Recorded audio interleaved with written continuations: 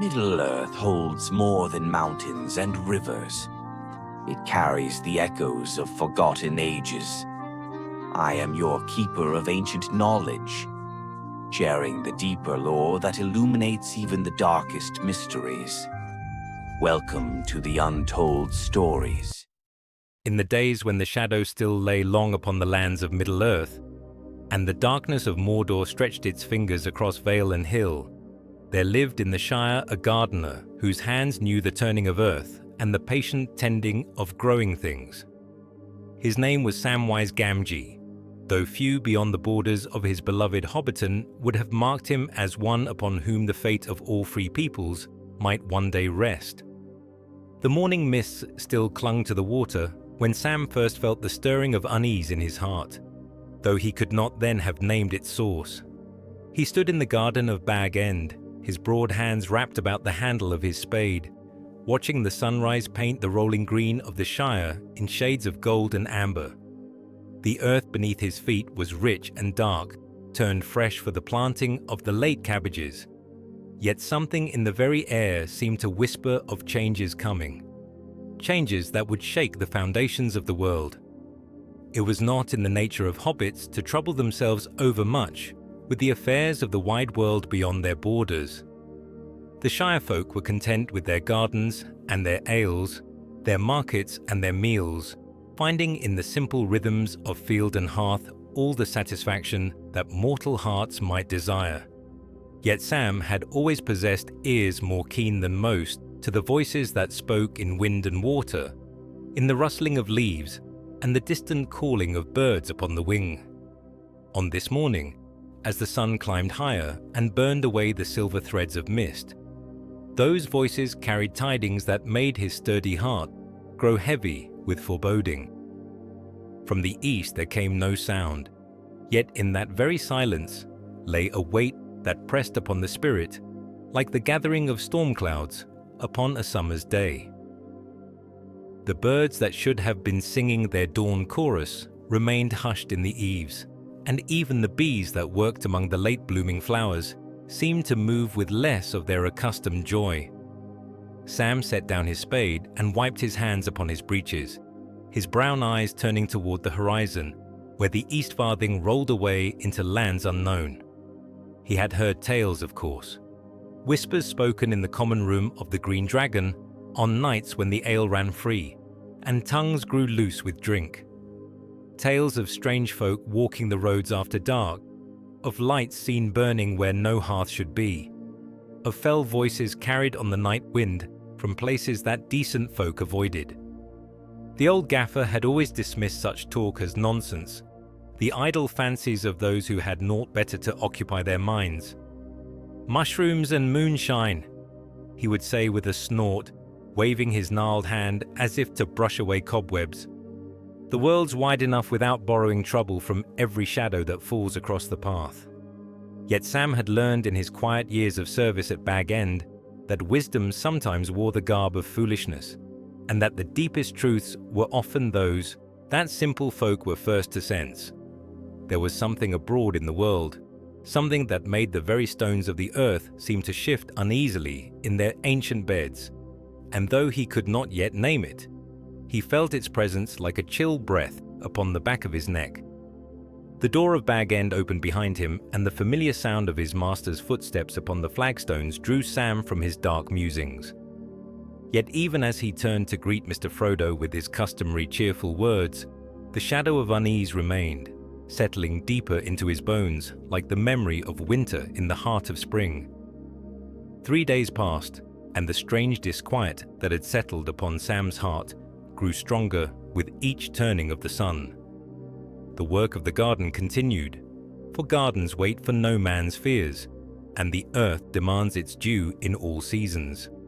Yet even as his hands moved in their accustomed tasks, his mind wandered to places it had never ventured before.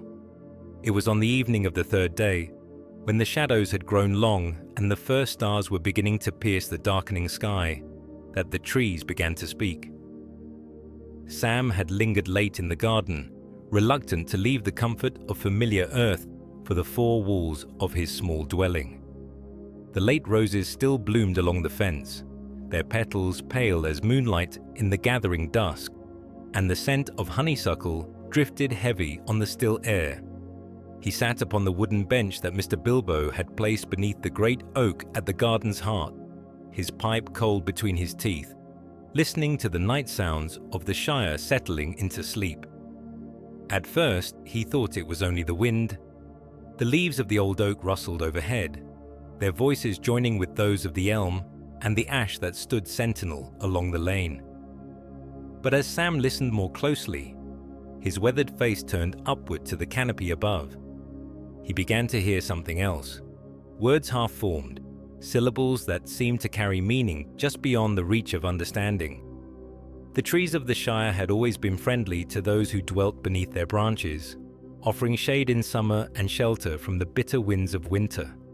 Yet now there was a tension in their rustling, a note of warning that made the hairs upon Sam's arms stand upright. The oak above him creaked and sighed, its ancient trunk swaying though no breeze stirred the air, and in that sound, Sam heard an echo of voices from far away. Voices speaking of shadow and flame, of roads that led into darkness, and of a weight that pressed upon all growing things. He rose from the bench and laid his hand upon the rough bark of the oak, feeling beneath his palm the slow pulse of life that had beaten there for countless years.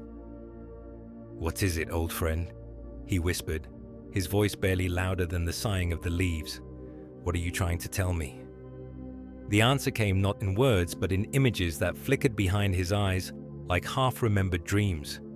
He saw vast forests, withering beneath a merciless sun, their leaves falling like tears upon earth turned black and barren. He saw rivers running red as blood, and mountains crowned with fire, and above it all a great eye wreathed in flame, searching, always searching, for something lost and precious beyond all reckoning. Sam staggered back from the tree, his breath coming short and quick, his heart hammering against his ribs like a caged bird. The visions faded as quickly as they had come, leaving him standing alone in the garden with nothing but the memory of terror and the taste of ash upon his tongue. Yet even as he struggled to make sense of what he had seen, he knew with a certainty that ran deeper than thought that the tree spoke true. Somewhere beyond the borders of the Shire, beyond the gentle hills and quiet streams that had always marked the boundaries of his world, a darkness was stirring that would not be content to remain in the wild places of the earth. It would come, in time, to every hearth and every garden, every field and every furrow, until all the green and growing things of Middle-earth lay withered beneath its shadow. The knowledge settled upon him like a burden he had never asked to bear, yet could not set aside. Sam Gamgee, gardener of Hobbiton, felt for the first time the weight of the world upon his shoulders, though he did not yet understand the part he was destined to play in the days of darkness that lay ahead. Dawn came grey and cheerless to the Shire, as though the very sun struggled to pierce the veil of shadow that seemed to have fallen across the world. Sam rose early from his restless sleep, the visions of the night before still clinging to his mind like cobwebs, and made his way to the garden before the mists had lifted from the water. It was there, as he knelt among the turnip rows, with his hands deep in the dark earth, that he first saw the rider. The figure came from the east, following the winding path that led from the East Farthing toward the heart of the Shire. Even at a distance, there was something in the rider's bearing that set him apart from the usual traffic of the roads. Merchants with their laden carts, farmers driving their livestock to market, or the occasional traveller seeking food and shelter at the inns of Hobbiton. This one rode alone, his grey cloak streaming behind him in the morning wind, and though his horse moved at an easy pace, there was urgency in every line of his form. Sam rose slowly from his work, his hands still caked with soil, and shaded his eyes against the pale light of dawn. As the rider drew nearer, passing the mill where the great wheel turned lazily in the current of the stream, Sam could see that he was tall, taller than any hobbit, taller even than the big folk who sometimes passed through the Shire on their mysterious errands. His face was weathered as old leather, lined with years of sun and wind and sorrow, and his eyes beneath the shadow of his broad-brimmed hat were grey as winter storms. There was something familiar about that face, though Sam could not place where he might have seen it before. The rider's gaze swept across the village as he passed, taking in the neat hobbit holes with their round doors and tidy gardens, the washing hanging on lines in the morning air, the smoke rising from a dozen chimneys where breakfast fires had been kindled. Yet his eyes lingered longest upon Bag End and upon the figure of Sam himself, standing motionless among the vegetables, with earth-stained hands and wonder-ridden plain upon his face. For a moment that seemed to stretch like an hour, their eyes met across the distance that separated them. In that grey gaze, Sam saw depths he could not fathom, weariness beyond measure, wisdom older than the hills, and beneath it all a kindness that made his heart lift despite the shadows that pressed upon his spirit. The rider raised one hand in greeting, a gesture both courteous and somehow knowing, as though he recognized in the simple gardener something that Sam himself had yet to discover. Then the moment passed, and the rider spurred his horse onward toward the bridge that spanned the water, his cloak billowing behind him like storm clouds driven before the wind. Sam watched until horse and rider had vanished among the trees that lined the bywater road, leaving behind only the memory of that piercing gaze and the strange certainty that their paths would cross again before the tale was told. It was only later, as Sam worked through the morning in his garden, that he remembered where he had seen that face before. It had been in the early days of his service at Bag End, when Mr. Bilbo still dwelt there, and the world seemed a simpler, safer place. The old hobbit had kept a curious collection of drawings upon the walls of his study, sketches made during his own journey into the wild lands beyond the Shire. Among them had been the likeness of a tall figure in grey, standing upon a mountainside with staff in hand and stars reflected in his eyes. Gandalf, Mr. Bilbo had called him, when Sam had dared to ask, Gandalf the Grey, who walks between the stars and speaks with kings. A wizard, my dear Sam, though not the sort from children's tales. He sees farther than most and remembers longer, and when he comes calling, it usually means that adventure is stirring somewhere in the wide world. Now Sam understood that the rider who had passed through Hobbiton in the grey dawn was none other than the wizard himself, though why he had come to the Shire, and what errand drove him with such urgency, remained mysteries as deep as the shadows that gathered in the east. Far from the green fields of the Shire, beyond the misty mountains where the wind sang cold songs through passes unnamed, Gandalf the Grey rode through lands that bore no resemblance to the gentle country he had left behind. Here the trees grew tall and dark, their branches intertwined like gnarled fingers against the sky, the colour of old pewter, and the very air seemed thick with memories of ancient sorrows. The wizard's errand had carried him far from the comfortable hearths of hobbit holes, far from the simple wisdom of gardeners who knew the turning of seasons and the patient tending of growing things. He rode now through Mirkwood, that vast forest which men called by many names, though few spoke any of them above a whisper. The Elven King ruled here still, in halls carved from living stone beneath the earth, but his realm had shrunk with the passing years, and shadows pressed ever closer to the borders of his diminishing kingdom. It was on the third day of his journey through the forest paths that Gandalf first caught sight of his destination, and the sight filled even his ancient heart with dread. There, rising above the canopy of sick and twisted trees, stood the hill of Dol Guldur, the hill of sorcery, where shadow had taken root like a cancer in the heart of the wood.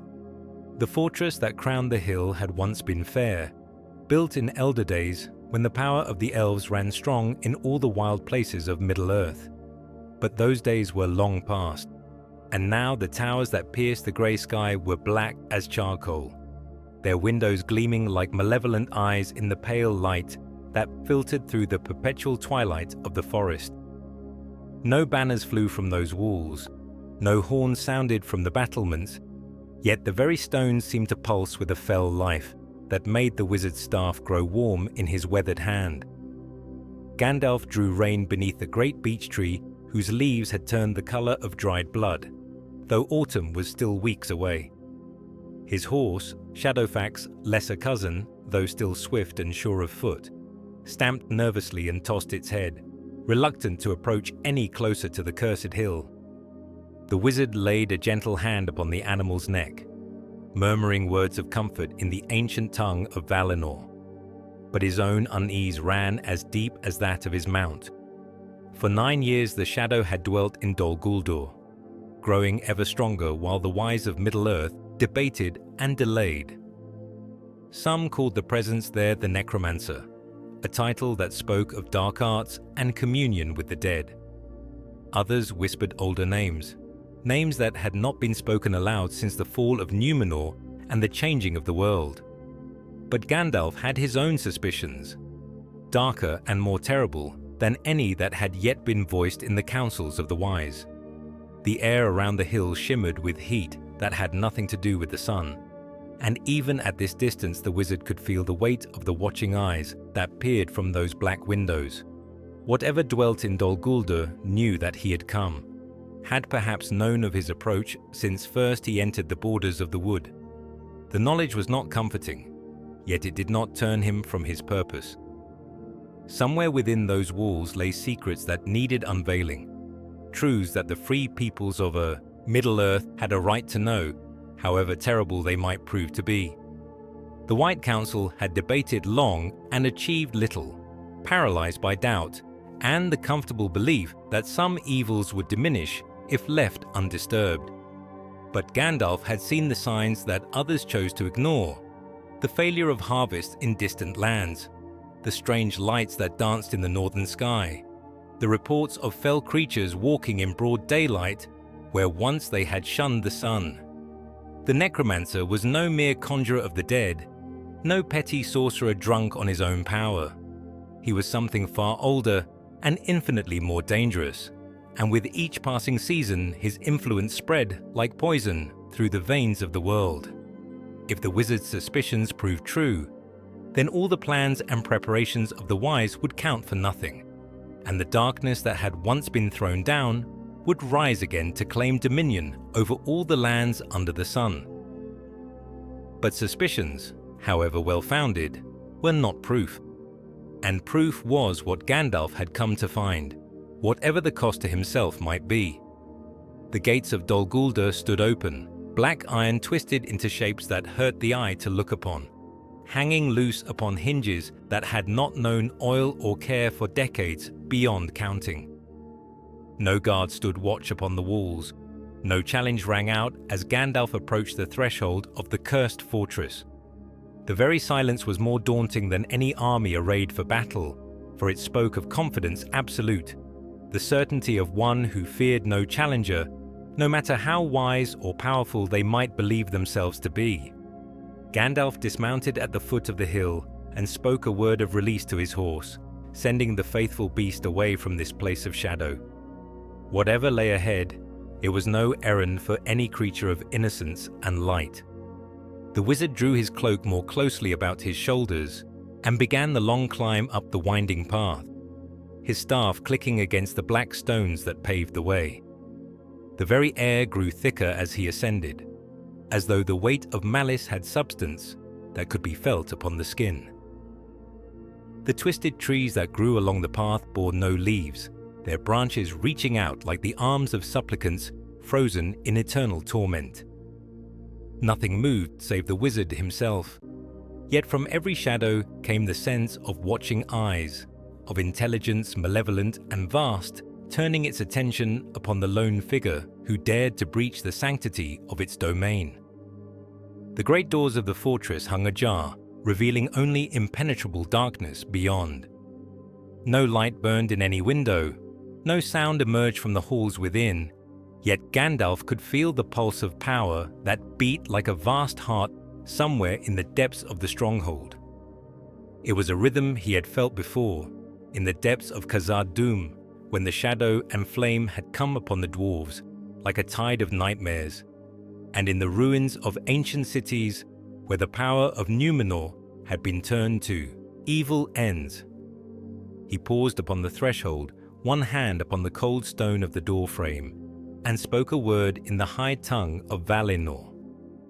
Light kindled briefly at the head of his staff, pale as starlight, but steady as hope, pushing back the darkness that pressed around him like a living thing. The shadows writhed and recoiled, revealing glimpses of the vast hall that lay beyond, columns carved with symbols that predated the return of men to Middle-earth, floors laid with stones that had been quarried in the deeps of the earth before the first trees grew beneath the sun. This had been a place of beauty once, Gandalf knew, built by hands that understood the music of creation and sought to echo it in stone and timber. But beauty corrupted was more terrible than ugliness pure, and what had been made fair had been twisted into mockery of its former self. The very stones seemed to weep with the memory of what they had been, and what they had been made to become. The wizard stepped across the threshold, and immediately the weight of the darkness pressed down upon him like the waters of a deep and stagnant pool. Each breath was an effort, each step a battle against the crushing force of malice that sought to drive him to his knees. The light of his staff flickered and dimmed, though he poured more of his strength into its keeping, and he knew that he walked now in the very heart of enemy power. Voices whispered from the shadows, voices speaking in tongues that had been old when the world was young, promising knowledge and power to any who would listen, offering dominion over death itself to those who proved willing to pay the price. But Gandalf had heard such promises before, and knew the lies that wrapped around whatever truths they might contain. He pressed forward, deeper into the fortress, following the pool of the power that called to him from the depths below. Stairs descended from the great hall, carved from the living rock of the hill itself, spiraling down into darkness that his staff light could not fully penetrate. The wizard began the descent, counting each step and marking each turn, for he had no wish to become lost in the labyrinthine depths of Dol Guldur. The whispers grew louder as he descended, and with them came other sounds, the scraping of claws upon stone, the rustle of things that moved without form through the spaces between the walls. At last, the stairs ended in a circular chamber whose walls were covered with carvings that seemed to move and shift in the uncertain light. Here the pulse of power was strongest, beating like thunder in the wizard's ears, and here at last he found what he had come so far to seek, and confirmation of his darkest fears. In the center of the chamber, suspended between earth and air by chains of black iron that had been forged in fires older than memory, hung a figure that might once have been called noble. The captive was tall as the greatest of the Noldor who had sailed from Valinor in the elder days, but his raiment was torn and stained with the filth of long imprisonment. His hair, which should have shone like spun silver in the light of stars, hung lank and lifeless about a face carved with lines of suffering beyond mortal comprehension. Yet for all the torment that had been visited upon him, for all the years of darkness and despair that had worn away at his spirit, like water wearing away at stone, Gandalf knew him still. This was Thrain, son of Thror, the rightful king under the mountain, who had vanished into the wild nearly a century past and been counted among the dead by all who loved him. The captive's eyes opened as the wizard's light fell upon him, and in their depths, Gandalf saw the wreckage of a mind that had once been keen as a sword blade and steadfast as the mountains themselves.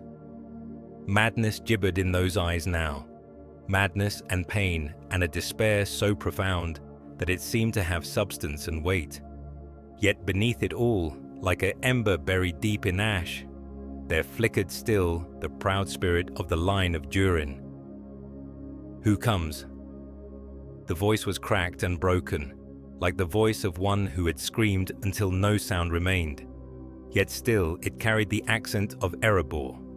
the measured cadences of those who had been born beneath the lonely mountain. Who brings light to this place of endless night? Gandalf stepped closer, though every instinct warned him against approaching the place where the chains held their captive. The very air around the suspended figure seemed to writhe with malice, and he could feel the touch of the necromancer's power like ice upon his skin. "I am Gandalf the Grey," he said, and his voice rang clear in the oppressive darkness. "I have come seeking truth, and I find instead one who should have died in honor rather than live in such torment." A sound escaped the captive's lips that might have been laughter, had laughter not been a thing too bright and clean for such a place. "Truth," he whispered.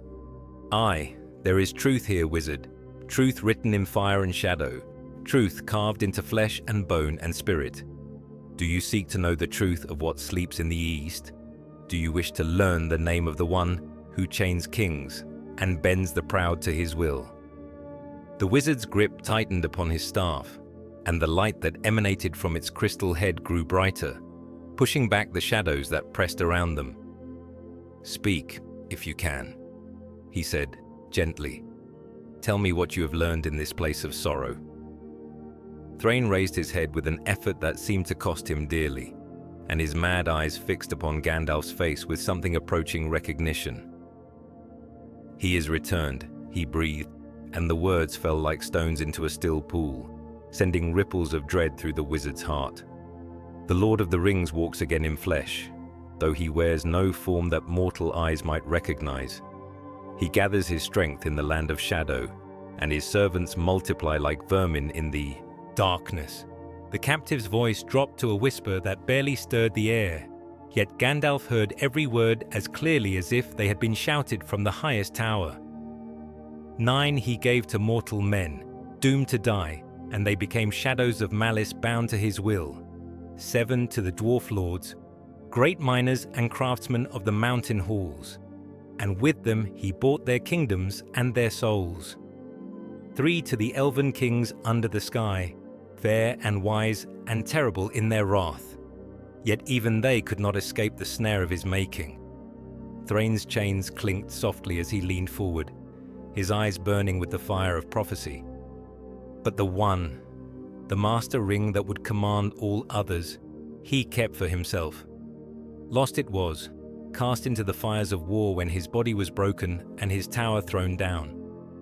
Yet rings of power are not easily destroyed, and the one endures still, waiting for the hand that forged it to claim it once again. The wizard felt a chill that had nothing to do with the temperature of the dungeon. These were words he had hoped never to hear, confirmations of fears he had carried in his heart for long years, without daring to speak them aloud. If Thrain spoke truly, and there was no reason to doubt the word of one who had suffered so much in the service of truth, then all the long peace of the Third Age was drawing to its close, and the War of the Ring would soon begin in earnest. As if summoned by the speaking of forbidden truths, a presence filled the chamber that made the very stones cry out in anguish.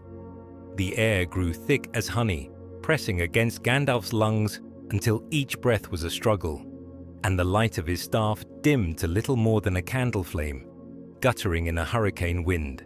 From the shadows that gathered in the corners of the room came a sound that was not quite laughter, and not quite the hissing of serpents, yet carried within it all the malice that had ever been spoken since the world began.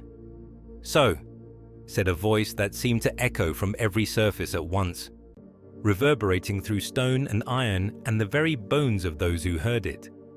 "The grey pilgrim comes at last to my humble dwelling. How long I have waited for this moment, Mithrandir.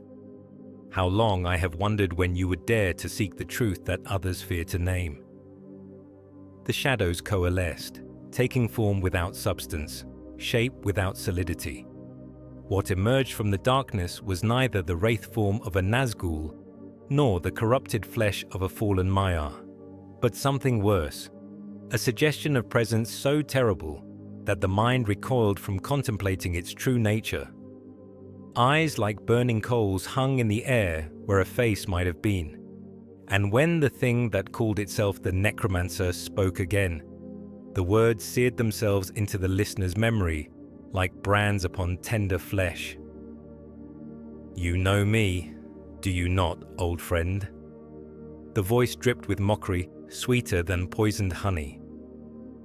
"We have met before, in halls of fire beneath the roots of the mountains, when the world was younger and hope burned brighter in the hearts of the wise. I wore a fairer form then, clothed in light and majesty, speaking words of craft, and making that turned the hearts of the Noldor from the straight path." Gandalf's hand tightened upon his staff until his knuckles showed white as bone, but he did not retreat. "I know you, Sauron the Deceiver," he said, and his voice carried across the chamber clear and strong despite the weight of malice that pressed upon him. "I know you for what you were and what you have become. The question that brings me here is not your identity, but your intent." The laugh that answered him was like the grinding of millstones, like the screaming of metal, torn asunder by forces too great for mortal understanding. "My intent," the voice repeated, and now it seemed to come from everywhere and nowhere, as though the very air had learned to speak. "My intent is, as it has always been, to bring order to the chaos of this broken world, to impose the peace that comes with perfect submission to perfect will." The chained figure of Thrain moaned, a sound so filled with despair that it seemed to leach the warmth from the very stones. The Dwarf King's suffering was a symphony to the thing that dwelt in Dol Guldur, a testament to the power that could break the proudest spirits and bend them to its will. Yet even in his madness, Thrain found strength to speak one final warning. "He seeks the ring," the captive whispered, his voice barely audible above the malevolent presence that filled the chamber. "The one ring, lost these many years in the waters of Anduin, but it sleeps no longer. It has awakened, and it calls to its master across the leagues that divide them." The shadow form writhed with what might have been pleasure, and when it spoke again, the words carried a certainty that chilled Gandalf's heart. "Indeed, my precious calls to me even now. Not in the depths of the river where the fool Isildur lost it to the waters, but in a place green and pleasant, tended by small hands that know not what they guard. Soon, very soon, the ring will come home to me, and with it, the power to reshape this world according to my design." Gandalf felt the weight of prophecy settling upon his shoulders like a mantle of lead. If the enemy spoke truly, and lies though he was, Sauron had ever mixed truth with falsehood to make his deceptions more palatable. Then the ring had indeed stirred from its long slumber.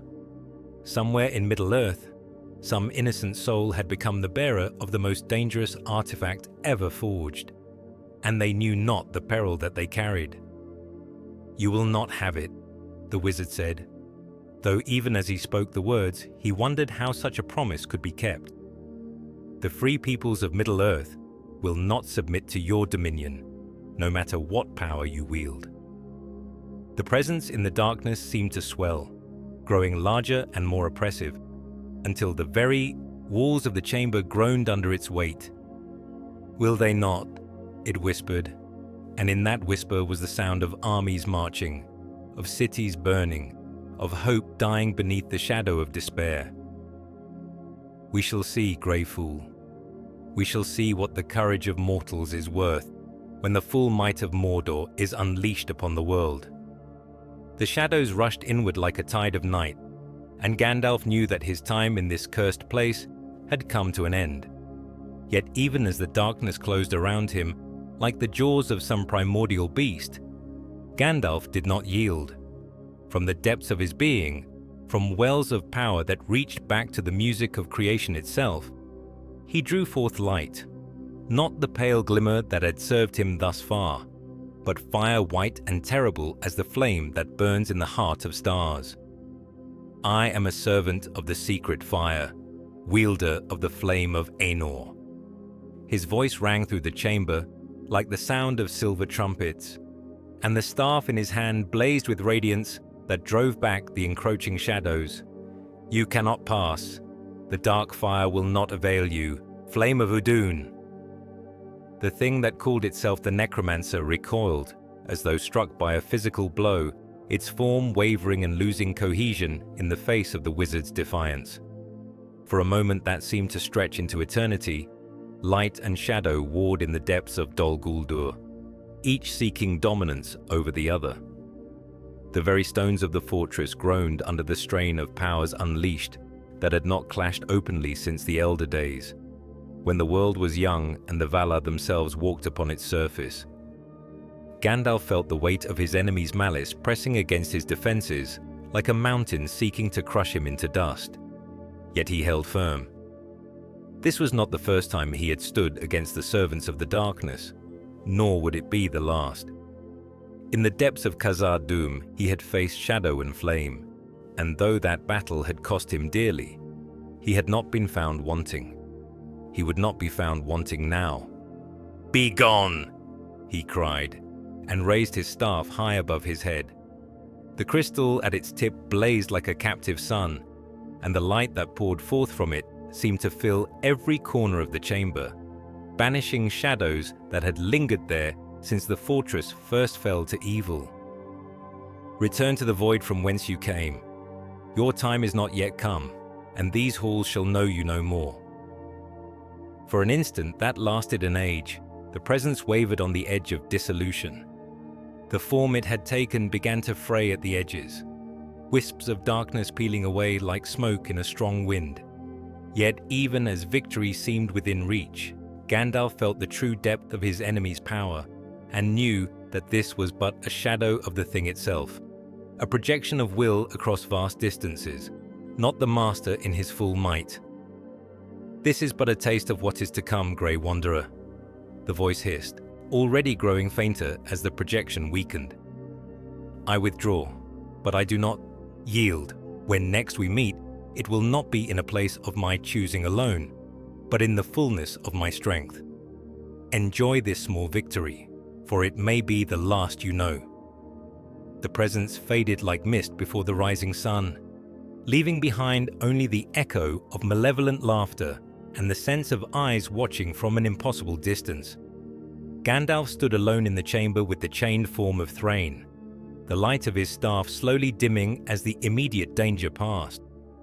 Yet he knew that what he had accomplished here was no true victory, merely the postponement of a reckoning that could not be delayed forever. With gentle hands, he reached out to the tormented Dwarf King, speaking words in the ancient tongue that carried within them the power to heal both body and spirit. The chains that bound Thrain crumbled at his touch, their fell enchantments broken by the light that had driven back the shadow. The king fell to his knees, free at last, but broken by his long ordeal, his mind shattered beyond any hope of complete restoration. "The ring," Thrain whispered as Gandalf knelt beside him, cradling the ruined king in his arms. "You must find the ring before he does. It lies in the Shire, wizard, in a place of green hills and running water, guarded by one who knows not what he keeps. But time grows short, and the shadow reaches out its hand to claim what was always his." These were the last coherent words that Thrain, son of Thror, would ever speak. The madness took him fully then, and though Gandalf bore him from that place of torment and saw him safe to the borders of the wood, the king's mind never again found peace in the waking world. Yet his sacrifice had not been in vain, for the knowledge he had purchased with his sanity would prove more valuable than all the gold of Erebor. Gandalf emerged from Dol Guldur as the sun set behind the mountains, his face grim with the weight of what he had learned. The shadow had indeed returned, and the War of the Ring could no longer be delayed by hope or wishful thinking. Somewhere in the Shire, as Thrain had said, the One Ring waited, and time was running short to ensure it did not fall into the hands for which it had been made. The halls of Rivendell had known many councils in their long years beneath the mountains, but few so grave as the one that gathered when Gandalf returned from his dark errand. Elrond Half-Elven sat in his chair of carved wood, his ageless face marked with lines of care that spoke of the weight he bore as keeper of Villiers, mightiest of the three. Beside him stood Glorfindel, the golden-haired, who had faced the Balrogs in Gondolin's fall and been granted return from the halls of Mandos for deeds yet to be accomplished. The light of Valinor still shone in his eyes, though dimmed by the long years of exile in Middle-earth. Saruman the White paced before the great window that looked out upon the valley, his tall form casting long shadows in the light of the setting sun. Chief among the Istari he was accounted, first of the order of wizards sent to contest the growing shadow in the east.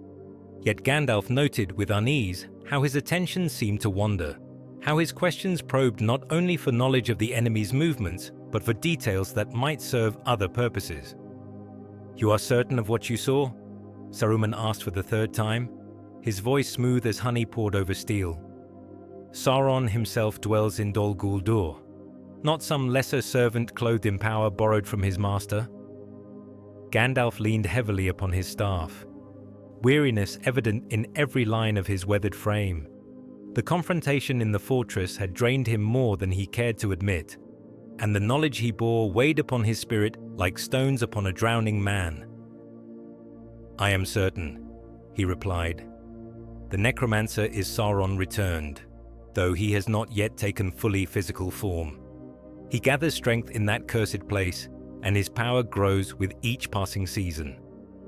Elrond's fingers traced the surface of the table before him, following patterns carved by elvish craftsmen in days when the world was younger and hope burned brighter in the hearts of the free peoples. "If this is so," he said slowly, "then we can no longer delay. The time for watching and waiting has passed. Dol Guldur must be cleansed, and the shadow driven from Mirkwood before it spreads beyond our power to contain." "Indeed," Saruman agreed, though something in his tone made Gandalf glance at him sharply. "The fortress must be taken, its master driven out. But such an undertaking requires careful planning, meticulous preparation. We cannot rush blindly into battle against such a foe." Galadriel spoke from her place by the window, her voice carrying the music of waters falling over stone in hidden places of the earth. The Lady of Lorien had come at Gandalf's urgent summons, leaving her golden wood to take part in councils that might determine the fate of all Middle-earth. In her hand gleamed Nenya, the ring of water, and her eyes held depth that reflected the light of the two trees that had illuminated Valinor before the sun and moon were made. "Time is the one thing we lack," she said, and her words fell into the chamber like drops of silver in a deep well. "I have seen in my mirror the stirring of shadows, the waking of things that have slept since the world was broken and remade. The One Ring stirs in its hiding place, and soon it will be found. When that day comes, all our preparations will count for naught if we have not driven the shadow from its stronghold." Círdan the Shipwright, eldest of all the elves in Middle-earth, save Gil-galad himself, nodded slowly from his seat beside the hearth. His hair was grey as the foam of the sea, and his eyes held the depth of one who had watched the rising and setting of more suns than any other living being. Narya, the Red Ring, gleamed upon his finger like a captured flame. "The lady speaks wisdom," he said, his voice carrying the weight of ages. "Yet we must not act in haste. If we move against Dol Guldur too soon, we may drive Sauron forth before we are ready to contain him. Better that he remain in that fortress, where his power is limited, than that he should return to Mordor and begin rebuilding Barad-dûr." The debate continued long into the night, voices raised in council that would shape the destiny of ages yet to come. Some spoke for caution, others for swift action. Plans were made and discarded, strategies discussed and found wanting. Yet beneath all their words ran a current of unease, the knowledge that they debated the disposition of powers beyond their full understanding or control. It was Gandalf who finally spoke the truth that all had felt, but none had dared to voice. "We speak of driving out the shadow, of cleansing Dol Guldur as though our enemy were some petty sorcerer to be banished by main force. But Sauron is a Maya, as am I, and his power was great even before the forging of the rings. We may indeed drive him from the fortress, but we cannot destroy him, not while the One Ring endures to anchor his spirit to this world." The silence that followed these words was deeper than the quiet of graves, for in them lay the admission of their ultimate weakness. They were the wise and the mighty, keepers of the three rings and guardians of the free peoples. Yet against the master of the One Ring, their power might prove as insufficient as candles before the rising of the sun. Yet from that darkness of doubt, the first seeds of a desperate plan began to take root. A plan that would require courage beyond measure and sacrifice beyond reckoning, carried out by the smallest and most unlikely of heroes. The roads that led from Rivendell wound through valleys where the autumn mists clung to stone and stream like the breath of sleeping giants. Gandalf rode north through lands that remembered older days, when the kingdom of Arnor stretched from the Brandywine to the Grey Havens, and the Dunedain walked openly as kings among men. Now those same roads bore only merchants and wanderers, while the true heirs of Isildur hunted in the wild places, guarding borders that existed more in memory than in the maps drawn by the learned in comfortable halls. The wizard's destination lay beyond the Troll shores, in the foothills of the Misty Mountains, where the remnants of the great dwarf kingdom of Erebor had made their exile. For 60 years the dwarves had wandered since the coming of the dragon, their halls beneath the lonely mountain sealed by fire and terror, their people scattered to the four winds like leaves before an autumn gale. Yet blood calls to blood across the years, and the line of Durin endured still in the person of Thorin Oakenshield, rightful king under the mountain. Gandalf found him in the settlement of Bree, sitting in the common room of the Prancing Pony, with smoke curling from his pipe and shadows gathered about him like a cloak. Even in exile, Thorin carried himself with the bearing of one born to rule, though his royal raiment had given way to the practical garb of a wandering smith. His dark hair was streaked with premature silver, and his eyes held the depth of one who had looked upon the ruin of all his hopes and found within himself the strength to endure. "Thorin, son of Thrain," Gandalf said as he approached the dwarf's table, his voice carrying the weight of formal greeting, "I bring word of your father." The dwarf king looked up sharply, his weathered hands tightening upon the stem of his pipe. In his gaze the wizard read a mixture of hope and dread, the eternal torment of one who had lost much and feared to learn that the loss was greater still. "My father has been dead these 40 years, Thorin said at last, his voice carefully controlled. "What word can you bring of the dead, Gandalf Greyhame?" With gentle words and careful phrases, the wizard told of his journey to Dol Guldur, of the captive king he had found chained in darkness, and of the final liberation that had come too late to save Thrain's reason, but not too late to free his spirit. He spoke of madness and torment, of secrets torn from a mind that had held them against all the power of the enemy, and of a father's last gift to his son, knowledge that might yet serve to reclaim what had been lost. Thorin listened in silence, his face a mask carved from stone. Yet Gandalf saw the tears that gathered in his eyes like stars reflected in deep water. When the tale was done, the dwarf king sat motionless for a long moment, then raised his pipe to his lips and drew deeply upon the smoke, as though seeking in its familiar comfort some anchor against the tide of grief and rage that threatened to overwhelm him. "So he died at last," Thorin said, and his voice was rough as granite grinding against granite. "In madness and darkness far from the halls of his fathers, there is no honor in such an end, wizard. No songs will be sung of Thrain's dying." "Perhaps not," Gandalf replied softly. "Yet there may be songs of his son's deeds, if Thorin Oakenshield has the courage to attempt what his father died trying to achieve. The dragon still sleeps beneath the mountain, but Smaug grows old, and his vigilance is not what it once was. A small company, moving with stealth and purpose, might succeed where armies would fail.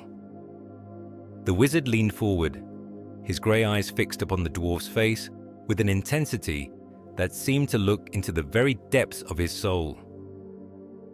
Your people are scattered, but they are not broken. In the Blue Mountains, in the Grey Havens, in a dozen settlements throughout Eriador, the sons of Durin wait for the call that will bring them home. Give them a leader worthy of their blood. Give them hope of reclaiming what was lost, and they will follow you into the very fires of the earth. Thorin's hand moved unconsciously to the ornate key that hung about his neck. The key to the secret door in the side of the Shire, lonely mountain that his grandfather had shown him in the days of his youth. It was the only remnant of his royal inheritance, the sole physical link to the kingdom that had been torn from his grasp by fire and terror. For 60 years he had carried it, neither able to use it nor willing to cast it aside, a constant reminder of duty unfulfilled and oaths unsworn. "And what would you have me do, Grey Pilgrim?" the Dwarf King asked at last.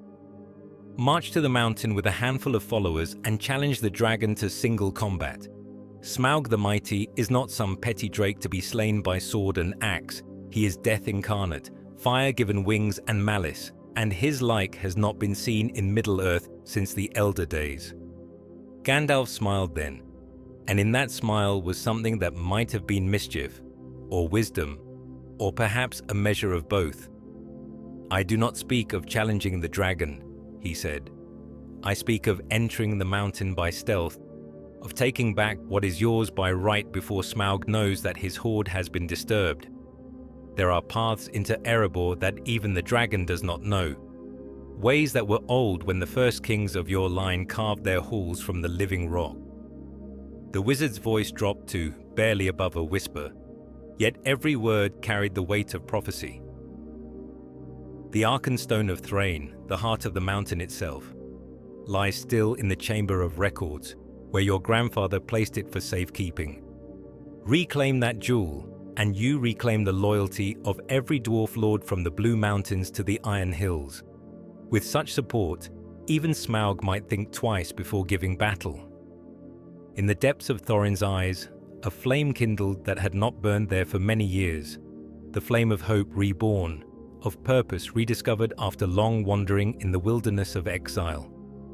While wizard and dwarf king spoke in the shadowed corners of the prancing pony, planning deeds that would shake the foundations of the north, the Shire drowsed in the golden peace of early autumn. The harvests had been gathered, the barns filled with grain and root vegetables, and the folk of Hobbiton went about their daily business with the contented satisfaction of those who had earned their rest through honest labour. In the garden of Bag End, Sam Gamgee worked among the late cabbages, his hands moving with the practiced ease of one who had spent his life in communion with growing things. The strange visions that had come to him in the darkness seemed like half-remembered dreams now, faded by the simple reality of earth and seed and the patient tending of plants that asked nothing more than water and sunlight and the turning of seasons. Yet even as he worked, his thoughts turned often to the grey-cloaked rider who had passed through Hobbiton with such urgent purpose.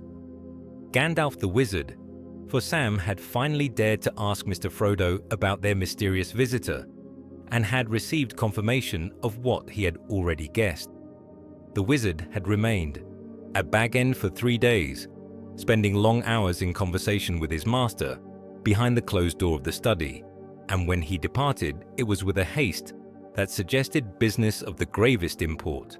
Mr. Frodo had been different since the wizard's visit, though Sam could not have said precisely how. The young hobbit still tended to his books and his maps, still walked the familiar paths of the Shire with apparent pleasure, yet there was a quality of waiting about him now, as though he listened for some distant sound that had not yet reached his ears. Sometimes Sam would catch him standing at the round window that looked out toward the old forest, his dark eyes fixed upon the horizon, with an expression that spoke of thoughts far from the comfortable boundaries of hobbit concerns.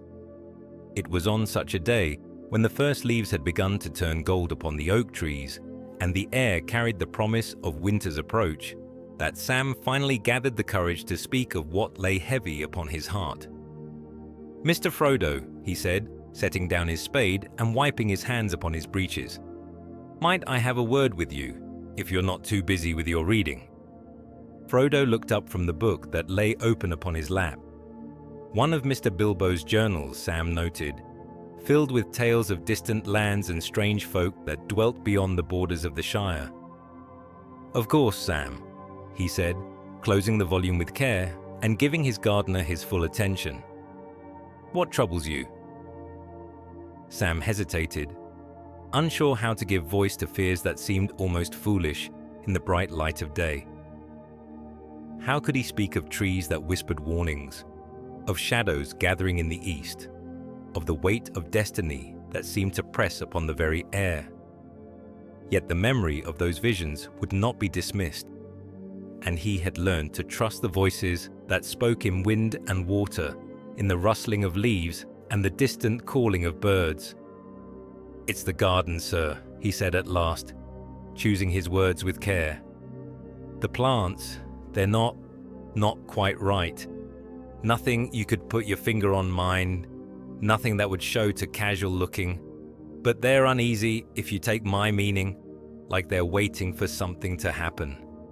Frodo's eyebrows rose slightly, but he did not dismiss his gardener's words as mere fancy. The Bagginses had always been more perceptive than most hobbits, more willing to acknowledge the strange currents that flowed beneath the surface of the world.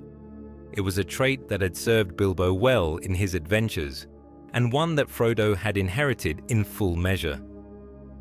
"What sort of something?" he asked quietly. "What do you think they're waiting for?" Sam shook his head, frustrated by his inability to put the formless dread into words. "I don't rightly know, sir, but it feels like when the air goes still before a thunderstorm, when all the birds stop singing and the very grass seems to hold its breath. There's change coming, Mr. Frodo. Big change, the sort that reaches into every corner of the world and turns everything upside down." The young hobbit was silent for a long moment, his fingers tracing the embossed cover of his uncle's journal.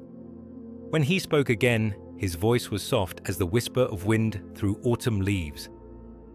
"Gandalf said much the same thing," he admitted. "Not in so many words, perhaps, but the meaning was clear enough. He spoke of shadows stirring in the east, of old evils wakening from long sleep.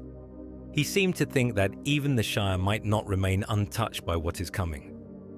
Sam felt a chill that had nothing to do with the cooling air of autumn. To hear his own fears confirmed by one so wise as Gandalf, the grey was both a relief and a terror. Relief that he was not merely imagining dangers where none existed, but terror at the implication that the peaceful world of the Shire stood on the edge of an abyss. "What did he want with you, sir, if you don't mind my asking?" Sam said. "The wizard, I mean. He seemed mighty serious about whatever brought him here." Frodo's hand moved unconsciously to his chest, where beneath his shirt something small and round pressed against his skin. Something that had been placed there by a trembling uncle on the morning of his departure, with words of warning that had seemed like the ramblings of age, but now carried the weight of prophecy. The ring that Bilbo had found in the goblin tunnels beneath the misty mountains, the ring that made its wearer invisible and had served him so well in his adventures, the ring that Gandalf now claimed was far more than it appeared to be. "He spoke of my uncle's ring," Frodo said at last, his voice barely audible above the sighing of the wind through the garden. "He believes it may be more significant than we ever imagined. He has gone to seek counsel from those wiser than himself. But when he returns..." The young hobbit's voice trailed off, but the implication hung in the air between them like smoke from a distant fire. Sam nodded slowly, understanding passing between master and servant without need for further words.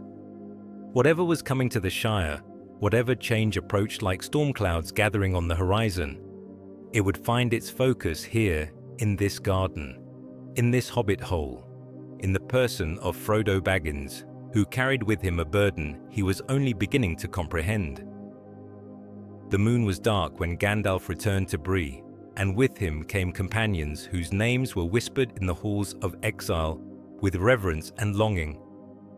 Balin the Wise, whose beard was white as snow, and whose memory held the maps of forgotten roads. Dwalin the Strong, whose axes had drunk deep of orc blood in the battles of Azanul Bizar.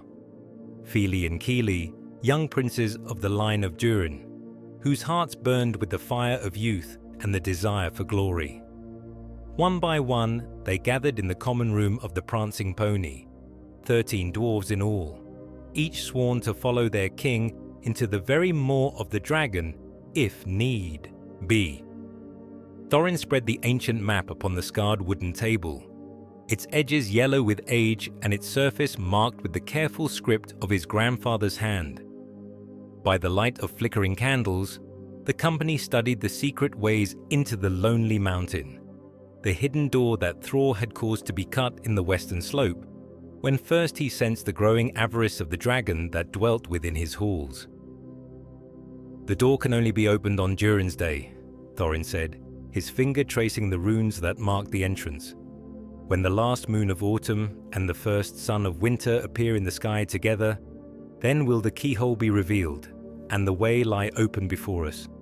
But we must be there at the appointed time, for the chance comes but once in the year, and if we miss it, another 12 months must pass before it comes again." Balin stroked his long beard thoughtfully, his aged eyes studying the mountain's approaches with the skill of one who had spent his life reading the language of stone and earth. "It is a hard road to Erebor," he mused, "through the wild lands east of the Misty Mountains, past the ruins of Dale and the desolation that Smaug has made. We cannot hope to pass unnoticed, 13 armed dwarves marching boldly toward the dragon's lair." "Which is why we shall not march boldly," Gandalf interjected, his grey eyes gleaming in the candlelight. "We shall go quietly, by back roads and hidden paths, seeking to pass unseen by those who might carry word of our coming to unfriendly ears. And we shall have help, a 14th member for our company, one whose skill in moving unseen is without equal in all the wide world." The dwarves exchanged glances of confusion and growing unease. They had expected to rely upon their own strength and courage, upon the axes they bore and the mail they wore beneath their traveling cloaks. The suggestion that they needed aid from an outsider sat ill with their pride, though none dared question the wisdom of the Grey Pilgrim openly. "What manner of warrior would you have us take?" Dwalin asked, his scarred hands moving unconsciously to the hafts of the weapons at his belt. "Some ranger of the wild skilled in woodcraft and the hunting of orcs. A knight of Gondor, perhaps, with sword and lance." Gandalf smiled then, and in that smile was something that might have been mischief, or wisdom, or perhaps a measure of both. "Neither warrior nor ranger," he said softly, "but a burglar, one who can slip past the dragon's watch unseen, who can move through the halls of Erebor like a whisper of wind, taking what must be taken without waking the beast that guards it." The silence that followed these words was profound, as the quiet of tombs.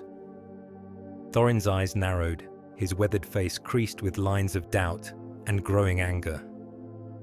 "A burglar," he repeated, his voice heavy with disbelief. "You would have us trust our sacred quest, the restoration of our kingdom, to some cutpurse from the gutters of Bree. Have you taken leave of your senses, wizard?" "Not from Bree," Gandalf replied, unruffled by the Dwarf King's wrath.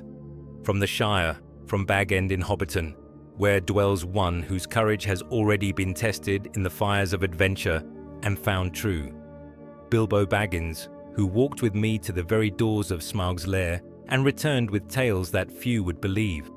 He knows the dragon's ways, has seen the vastness of his hoard, and most importantly, he possesses a certain trinket that would make our enterprise not merely possible, but certain of success." The wizard's voice dropped to barely above a whisper, yet every word carried the weight of mountains. With such a burglar in our company, we might enter the mountain unseen and take what we came for before Smaug even knows that his solitude has been disturbed. The Arkenstone could be in your hands, Thorin Oakenshield, before the dragon draws breath to give challenge. In the depths of the Dwarf King's eyes, ambition warred with caution, pride with pragmatism. The memory of his father's tortured words echoed in his mind. Words speaking of a ring of power, of magic that could turn the tide of war and shift the balance between light and shadow. If the wizard spoke truly, if this hobbit burglar indeed possessed such a treasure, then perhaps the reclaiming of Erebor was not the hopeless quest it had seemed, but a genuine possibility worthy of the blood of Durin. "Very well," Thorin said at last, his voice rough as granite grinding against granite. "We shall try your burglar, wizard, but know this, if he fails us, if his supposed skill proves less than you claim, then upon your head be the consequences. The line of Durin does not forgive easily, and we have long memories for those who lead us into disaster." Gandalf inclined his head gravely, accepting the weight of responsibility that the Dwarf King placed upon him. Yet in his heart, he knew that the true test lay not in the burglar's skill or courage, but in a simple gold ring that rested even now against a hobbit's chest, waiting for the moment when its true nature would be revealed to a world unprepared for the darkness that was to come. Deep beneath the lonely mountain, in chambers carved from living rock by the hands of kings long dead, Smaug the Terrible stirred in his sleep. For 60 years the great worm had lain upon his bed of gold, dreaming dreams of fire and conquest, his massive form coiled about the treasures he had claimed when Dale burned and Erebor fell. The dragon's slumber had been deep and untroubled. For what need had the mightiest of his kind to fear the small folk of the world, the scurrying men and dwarves whose kingdoms were but dust beneath his claws? Yet now something had changed in the currents of the world, some shift in the balance of power that penetrated even into the deepest halls of the mountain. The dragon's great eye opened, a furnace of molten gold that had not looked upon the world for decades, and in its depths burned an intelligence ancient and malevolent beyond the comprehension of mortal minds. Smaug rose from his bed of treasure with a sound like an avalanche, gold coins cascading from his scaled hide in rivers of gleaming metal. His neck stretched upward toward the vaulted ceiling of the great chamber, and his nostrils flared as he tested the air for scents that did not belong in his domain. There, faint but unmistakable, the smell of dwarves upon the wind, the scent of iron and determination, and the bitter taste of old hatred. The dragon's lips curled back from teeth like sword blades, revealing a maw that glowed with the fires that burned in his belly. So, the children of Durin thought to reclaim their pretty mountain, did they? They imagined that the passage of years had made him weak, that his vigilance had grown lax with the weight of accumulated seasons. How wrong they were, how grievously they had miscalculated the patience of dragonkind. Yet as Smaug extended his senses beyond the boundaries of the mountain, seeking to identify the nature and number of those who dared approach his lair, he found something else that gave him pause. There was a presence moving through the wild lands, something that carried with it an aura of power that was disturbingly familiar. Not the simple strength of sword and sorcery that mortals wielded, but something deeper and older, the signature of one who had walked in the light of the two trees, who had stood in the halls of Valinor before the world was broken and remade. A wizard, one of the Istari, the meddling servants of the Valar, who had been sent to Middle-earth to contest the growing power of the Shadow. Smaug's memory reached back through the centuries, touching upon images of battles fought in the depths of time, of dragons greater than himself falling before the combined might of elves and men and the servants of the secret fire. He had thought that age past, that the power of the West had diminished beyond the point where it might threaten him. Yet here was evidence that the ancient enemies still moved in the world, still possessed the will and the means to challenge those who claimed dominion through strength alone. The dragon's tail lashed through the treasure heaps, sending cascades of gold and silver and precious gems bouncing and rolling across the stone floor. His anger was a thing of flame and fury, yet beneath it ran a current of something that might have been called unease.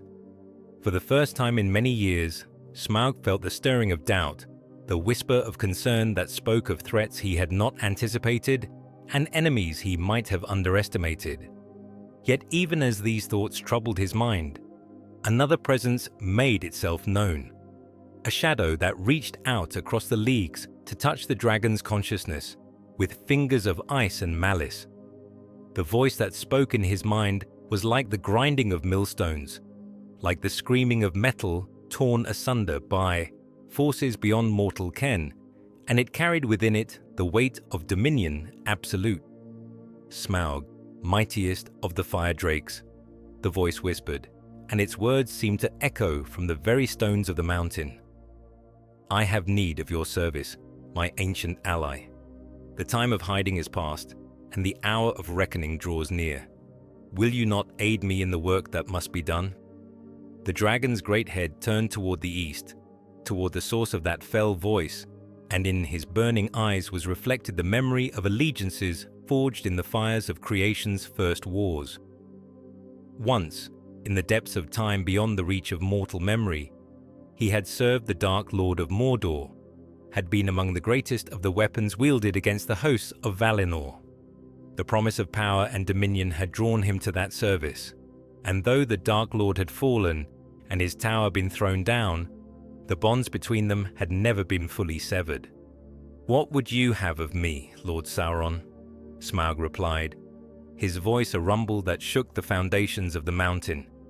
"I am content in my solitude, surrounded by treasures beyond counting. What can you offer that would tempt me to leave my lair and venture forth into the world of small and scurrying things?" The laughter that answered him was like the sound of ice breaking under the weight of an avalanche, cold and sharp and filled with malice beyond measure. "Content are you?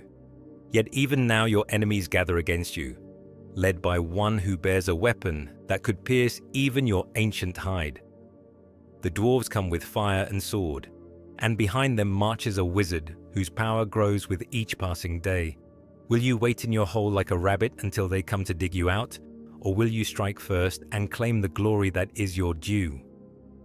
Smaug's eyes narrowed to burning slits, and his claws gouged deep furrows in the stone beneath his feet. The Dark Lord spoke truly. He could feel the approach of his enemies like a gathering storm, could sense the weight of their determination pressing against the borders of his domain. Yet he was Smaug the mighty, Smaug the impenetrable, last of the great fire drakes of the north. What were dwarves and wizards to him but gnats to be crushed beneath his claws? "I need no aid in dealing with such vermin," he snarled, flame and smoke pouring from his nostrils. "Let them come to my mountain if they dare. They will find that the dragon of Erebor has lost none of his strength, none of his cunning. Their bones will join those of the men of Dale in the wasteland beyond my gates."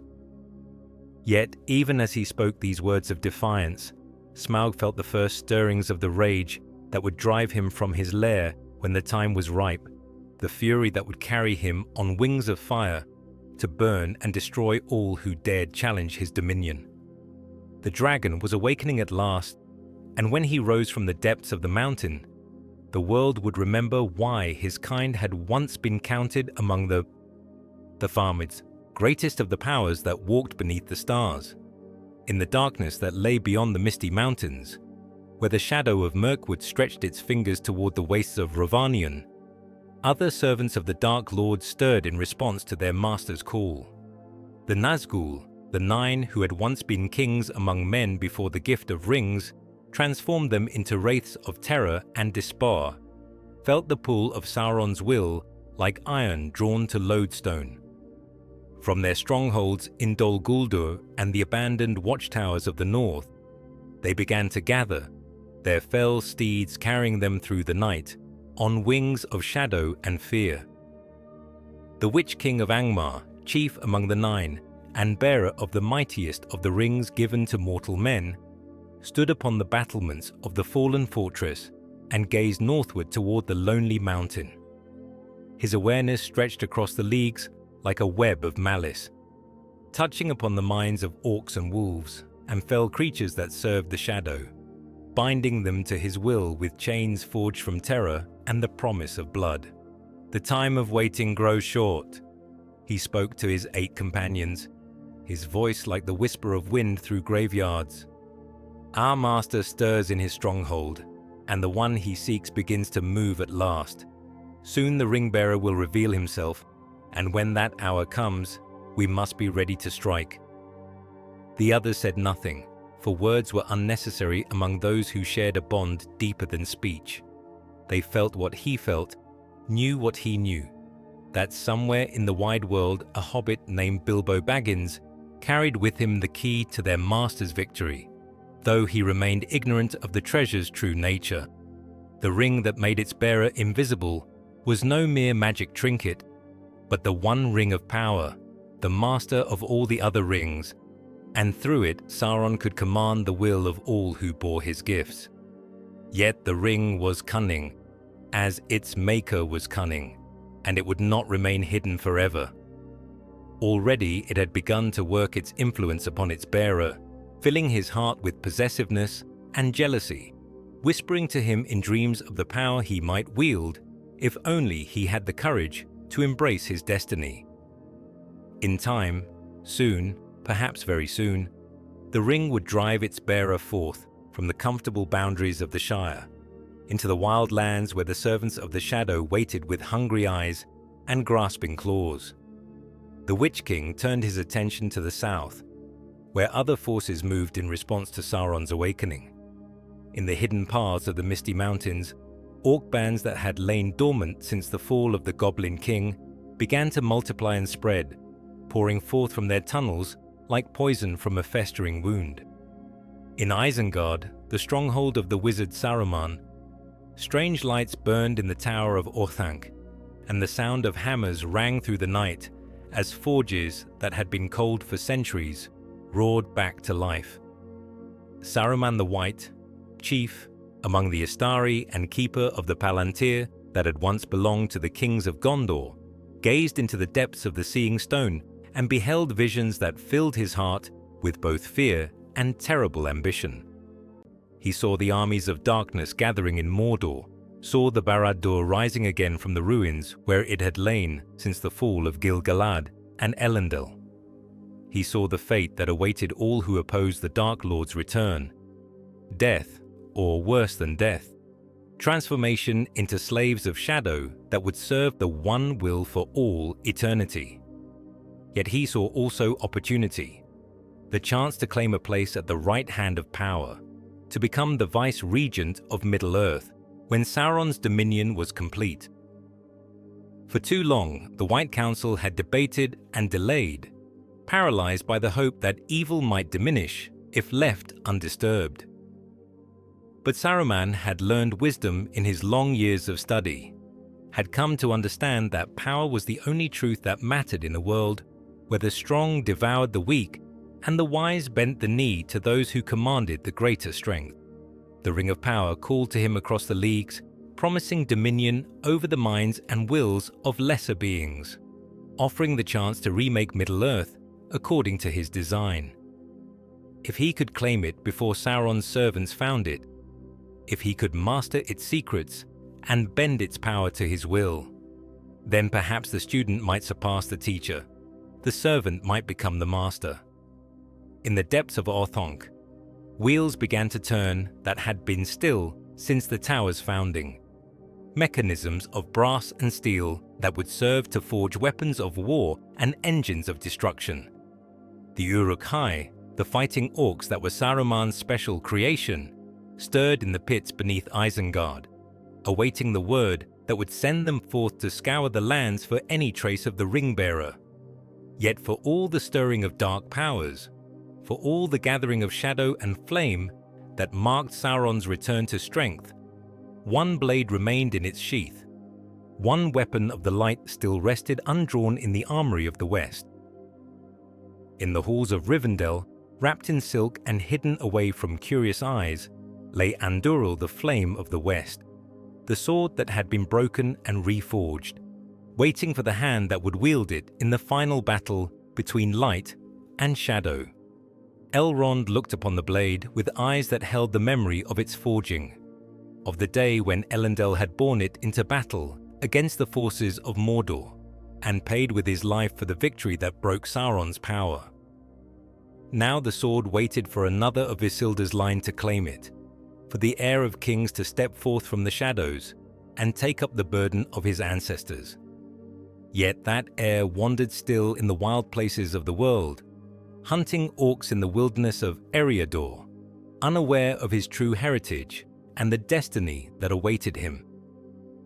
When the time came for the blade to be drawn, when the darkness pressed so close that even the hidden valleys could no longer remain untouched by war, then perhaps the son of Arathorn would remember who he was, and the Sword of Kings would sing again in defense of the free peoples of Middle-earth.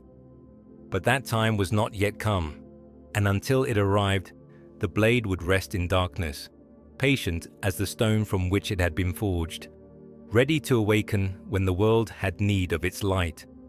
The Arkenstone blazed like a captured star in the depths of the throne room, its faceted surface casting rainbows of light across the carved pillars and the golden walls of Erebor.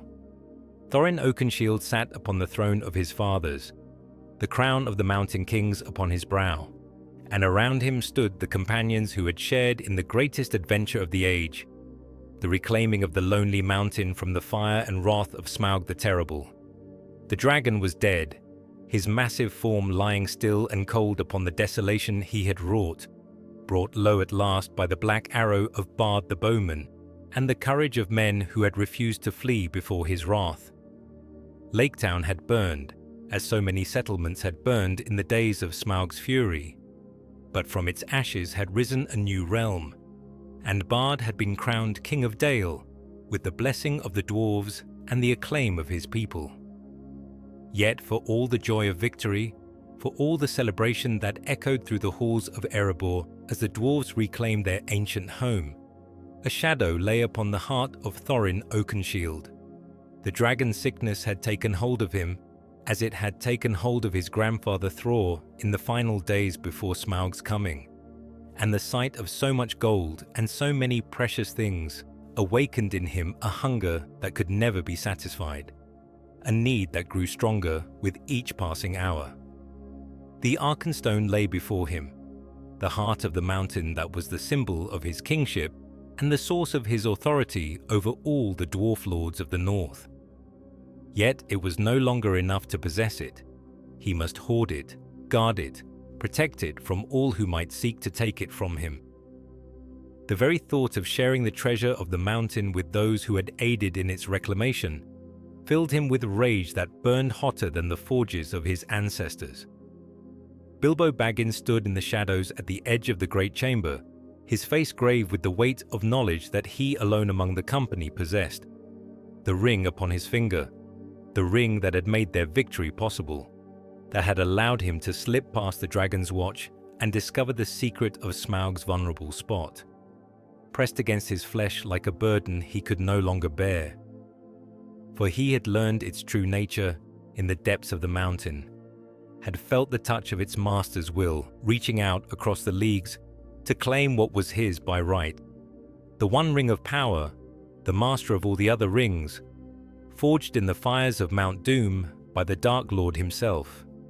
This was the treasure that had fallen into his hands in the goblin tunnels so many years ago, the trinket that he had thought merely useful for avoiding unwelcome visitors and playing harmless tricks upon his neighbors. Now he understood the true magnitude of what he carried, and the knowledge filled him with a dread that no amount of gold could ease. Gandalf had spoken to him of the ring's history, of the war that had been fought for its possession, and the price that had been paid for its loss. The wizard's words echoed in the hobbit's mind like the tolling of funeral bells. The ring is seeking its master. It wants to be found, and if Sauron should reclaim it, If the One Ring should return to the hand that forged it, then all hope dies, and darkness will cover the world like a shroud that will never be lifted. The burden was too great for one small hobbit to bear, yet bear it he must, for there was no other who could be trusted with such a responsibility. The ring called to all who beheld it, whispering promises of power and dominion, offering to grant the deepest desires of any heart that opened itself to its influence. Already, Bilbo could feel its corruption working within him, could sense the growing possessiveness that made him guard the ring more jealously than any dragon ever guarded its hoard. Outside the mountain, the first snows of winter were beginning to fall, and with them came darker tidings than any weather could bring. Orc armies marched from the north, summoned by the will of their dark master to reclaim the treasures of Erebor and slay all who stood in their way. The Battle of Five Armies was yet to come, the greatest conflict that the North had seen since the War of the Last Alliance, and when it was over, the map of Middle-earth would be redrawn in blood and fire. Yet even as the forces of darkness gathered for assault, even as the wolf howls echoed from the peaks of the Grey Mountains and the drums of war beat in the deep places of the earth, the true battle was being fought in the heart and mind of a simple hobbit who carried with him the fate of all the world. For Bilbo, Baggins had made his choice, the choice that would echo through all the ages yet to come. He would not claim the ring for himself, would not use its power to carve out an empire, or command the loyalty of lesser beings. Instead, he would carry it home to the Shire, to the green hills and quiet streams where innocence still dwelt, and the corruption of power could not easily take root. There, in the peace of Bag End, he would guard the ring against the day when it must be passed to another, to one whose courage was greater than his own, whose heart was pure enough to resist its temptations and strong enough to bear the weight of its destruction. For destroy it he must, whoever took up that burden, though the cost would be greater than any had dared to imagine. The kingdom had been reclaimed, the dragon was dead, and the dwarves sang songs of victory in their ancient halls. Yet Bilbo knew, as perhaps only he among all the company truly understood, that this was not an ending, but a beginning. The first movement in a symphony of war and sacrifice that would determine whether light or shadow would rule the world in the ages yet to come. In his hand, the ring pulsed with malevolent life, waiting for the moment when its true master would call it home.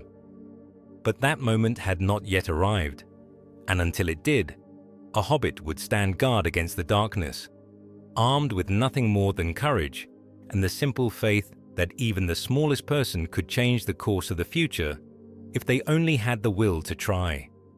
Years passed in the Shire like the turning of pages in a well-loved book, each season flowing into the next with the gentle rhythm that had marked the passage of time since the first hobbits had come to that green land beyond the Brandywine. The great events of the wider world, the reclaiming of Erebor, the death of Smaug, the Battle of Five Armies, seemed as distant as the tales told in children's stories, having no more reality than the adventures of heroes in songs sung beside winter fires. In Bag End, Bilbo Baggins had settled into the comfortable routine of a prosperous bachelor hobbit, tending his garden and entertaining his neighbors, and writing in the great red book that held the record of his journey to the lonely mountain. To those who knew him, he seemed unchanged by his adventure, save perhaps for a certain restlessness that sometimes showed in his eyes when he gazed toward the horizon, and a tendency to lock his doors more carefully than had been his custom in earlier days. Yet those closest to him, Sam Gamgee, who worked in his garden and heard his quiet mutterings as he walked the paths of an evening, young Frodo Baggins, who had come to live at Bag End after the death of his parents, began to notice subtle changes in their beloved kinsman.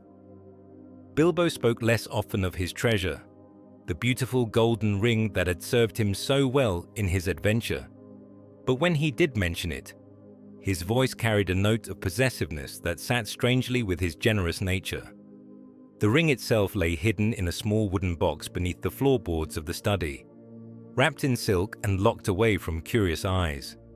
Yet for all that it was concealed, its presence filled the hobbit hole like smoke from a fire that could never be quenched. It whispered to its bearer in the deep watches of the night, speaking of power and dominion, of the great deeds that might be accomplished by one who had the wisdom to embrace its gifts. Bilbo fought against its influence with all the strength of his honest hobbit heart, but the battle grew harder with each passing year. The ring was patient, as its master was patient, and time was its ally in the slow corruption of minds and spirits. Already the hobbit found himself thinking of it as my precious, the words slipping from his lips before he could stop them. And when visitors came to Bag End, he would find excuses to slip away and check that his treasure remained safe in its hiding place. Sam Gamgee noticed these things, as gardeners notice the first signs of blight upon a beloved plant, and his heart grew heavy with worry for the master he served with such devotion. The changes in Mr. Bilbo were subtle still, visible only to one who knew him as well as Sam did, but they were there nonetheless. A sharpness to his voice when questioned about his affairs, a tendency to count and recount his possessions, a reluctance to share the simplest gifts with friends who had known his generosity for decades. Yet it was Frodo who felt the ring's influence most keenly, though he knew not what caused the unease that sometimes seized him when he walked the corridors of Bag End in the dark hours before dawn. The young hobbit possessed something of the sensitivity that ran in the Baggins line, the ability to perceive currents that flowed beneath the surface of the world, and the ring's presence pressed upon his awareness like a weight he could not name or understand. Sometimes, in dreams that came to him unbidden, Frodo saw visions that had no place in the peaceful world of the Shire. He beheld vast armies marching beneath banners of flame, saw cities burning and kingdoms falling to the dominion of shadow, felt the weight of malice pressing down upon all the green and growing things of the earth until they withered and died.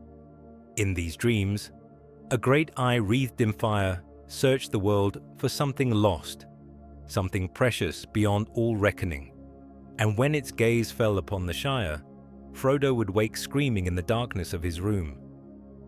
Gandalf came and went as was his custom, appearing at Bag End without warning and departing again on errands that took him to the far corners of Middle-earth. To Bilbo's eyes, the wizard seemed unchanged by the passing years, but those who looked more closely might have noticed the deepening lines upon his weathered face, the weight of care that pressed upon his shoulders like a cloak of lead. For Gandalf knew what dwelt beneath the floorboards of Bag End, knew the true nature of the treasure that Bilbo guarded so carefully. The suspicions that had first stirred in his mind during the quest to Erebor had been confirmed through long research in the libraries of Minas Tirith, where the records of the last alliance were kept, and in the halls of Rivendell, where Isildur's scroll lay preserved in the archives of the elves. The one ring of power, the master of all the other rings, forged by Sauron in the fires of Mount Doom to command the will of all who bore his gifts. This was the burden that rested in the keeping of a simple hobbit, the weapon that could tip the balance between light and shadow if it should fall into the wrong hands. Already the wizard could feel the stirring of its master in the Tower of Barad-dûr, could sense the growing strength of the shadow that reached out from Mordor to reclaim what had been lost. Yet for all his wisdom, for all his knowledge of the ring's history and power, Gandalf hesitated to act. The burden was too great for any one person to bear, the responsibility too vast for mortal shoulders to support. How could he ask a simple hobbit to undertake a quest that might well result in the destruction of all he held dear? How could he demand such sacrifice from one who had already given so much in service to others? The wizard's doubts were not eased by the knowledge that time was running short, that with each passing year Sauron's power grew stronger and his servants multiplied in the dark places of the world. The Nazgûl rode again upon their fell steeds, carrying terror to the hearts of all who opposed their master's will.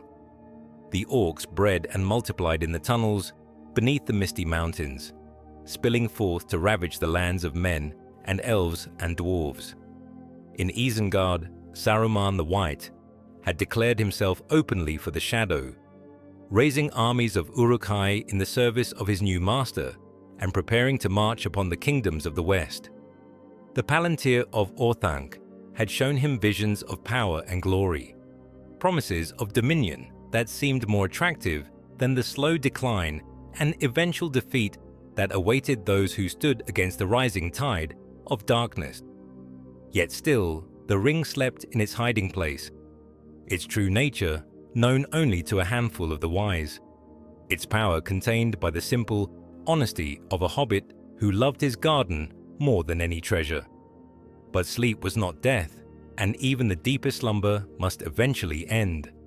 The time was coming when the One Ring would wake from its long dream, when its call would be too strong for any to resist, and when that day arrived, the fate of Middle-earth would hang upon the courage of those who chose to stand against the Shadow, no matter what the cost might be. In the Shire, the seasons turned and the years passed, and hobbits went about their daily business with no thought for the darkness that gathered beyond their borders.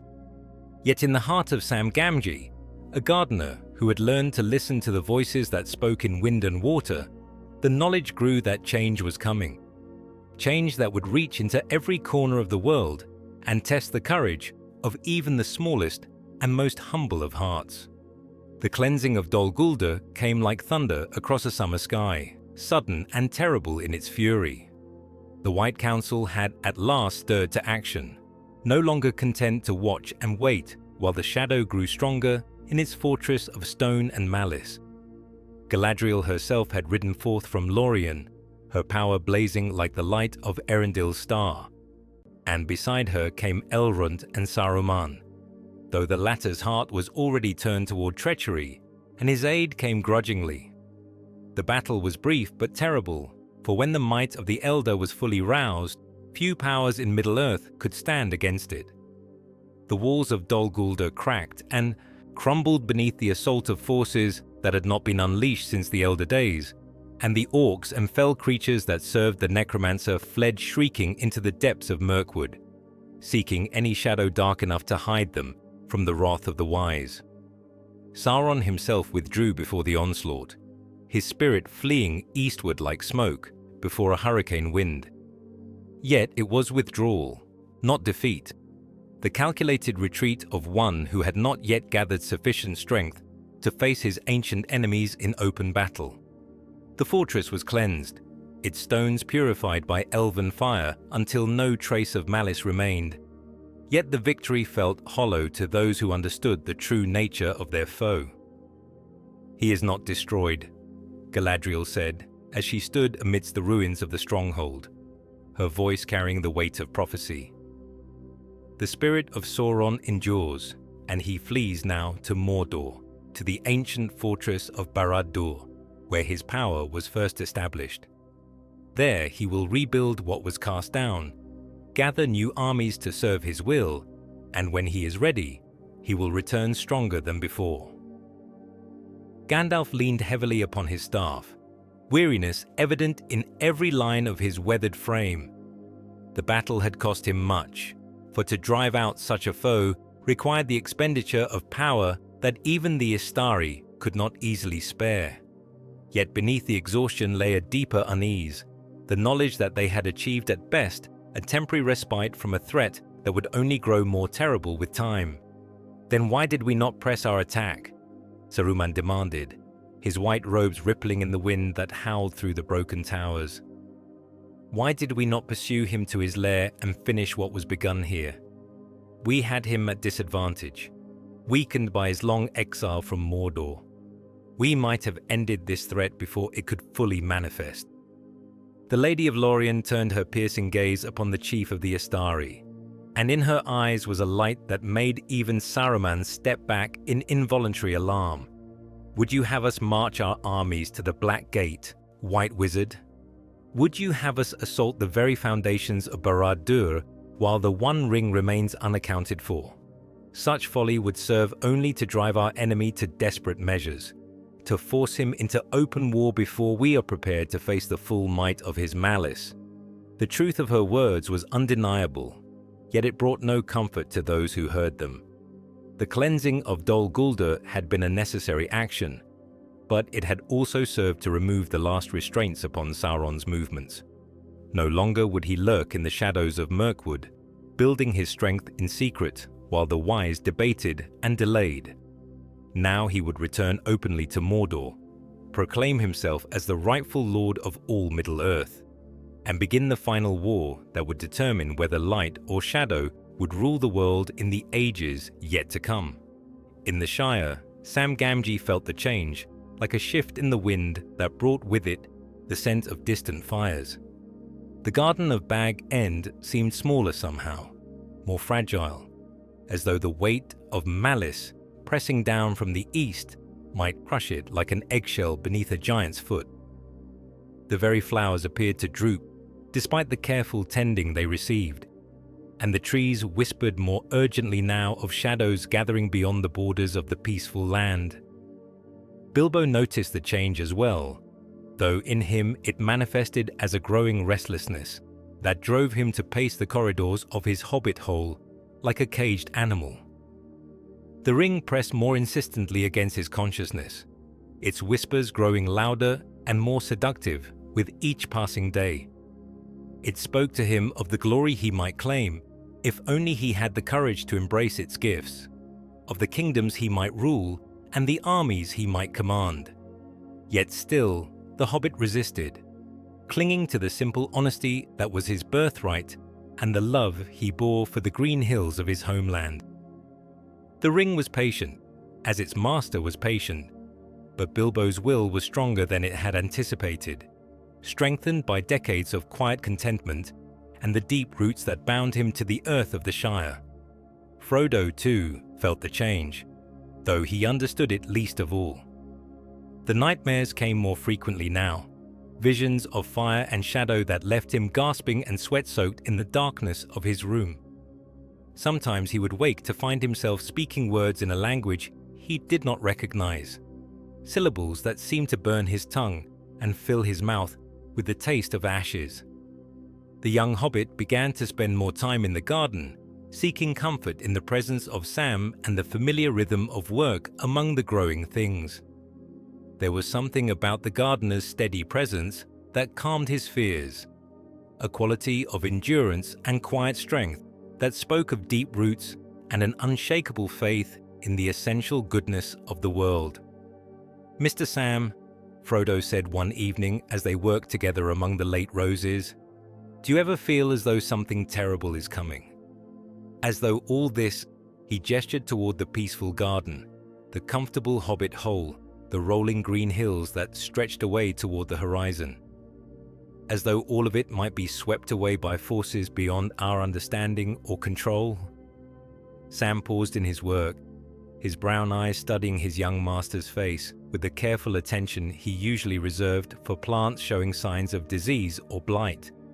"Aye, Mr. Frodo," he said at last, his voice soft as the whisper of wind through summer grass. "I do feel it, like a storm gathering beyond the edge of sight, something dark and powerful that's been building strength while we've gone about our daily business. But I also feel something else, a stubbornness in the earth itself, a refusal to yield to whatever darkness might come. The Shire's been here a long time, sir, and it's weathered storms before. It'll weather this one too, if we have the courage to tend it proper." The gardener's words brought a measure of comfort to Frodo's troubled heart, yet they could not entirely dispel the shadow that had settled upon his spirit. For in the depths of his being, in places where conscious thought could not reach, he sensed the approach of a destiny that would test not only his courage, but the very foundations of who he was. The time of choosing was coming, when he would be called upon to bear a burden greater than any hobbit had ever carried. And when that day arrived, all the peaceful certainties of his life would be swept away like leaves before an autumn gale. In Mordor, in the Tower of Barad-dûr, that rose again from the ruins where it had lain since the last alliance, Sauron looked westward toward the Shire, with eyes of flame that pierced the veils of distance, and saw clearly the small figures moving in the garden of Bag End. Soon, very soon, the ring would call to him across the leagues that separated them. And when that call came, he would answer with all the fury and malice that had been building in his heart through the long years of exile. The final war was coming, and when it began, the fate of all Middle-earth would rest in the hands of those who had the courage to stand against the darkness, no matter how small they might seem, or how hopeless their cause might appear. In the quiet hours before dawn, when the mist rose from the water and the first birds began their tentative songs in the eaves of Bag End, Sam Gamgee would sometimes pause in his work and gaze eastward toward the horizon, where the sun would soon appear.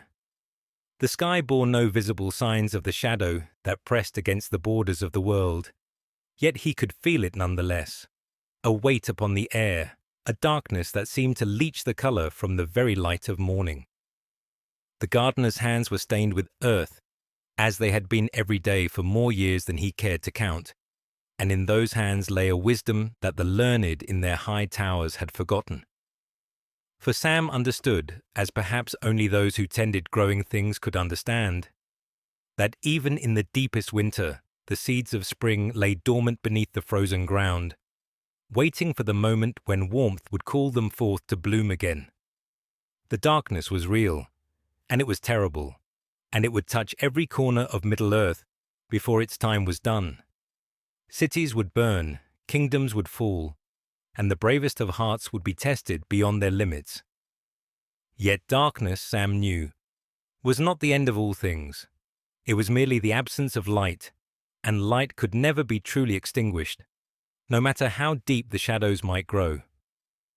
In the garden of Bag End, the roses still bloomed despite the gathering storm, their petals soft as silk and bright as hope against the coming night. The oak tree that had whispered warnings in the wind now stood silent, its ancient branches reaching toward the sky like arms raised in benediction. The earth itself seemed to pulse with quiet life, with the endless cycle of growth and decay and renewal that had marked the passage of ages since the world was young. Master Frodo emerged from the round door of the hobbit hole, his dark hair tousled with sleep and his eyes still heavy with dreams.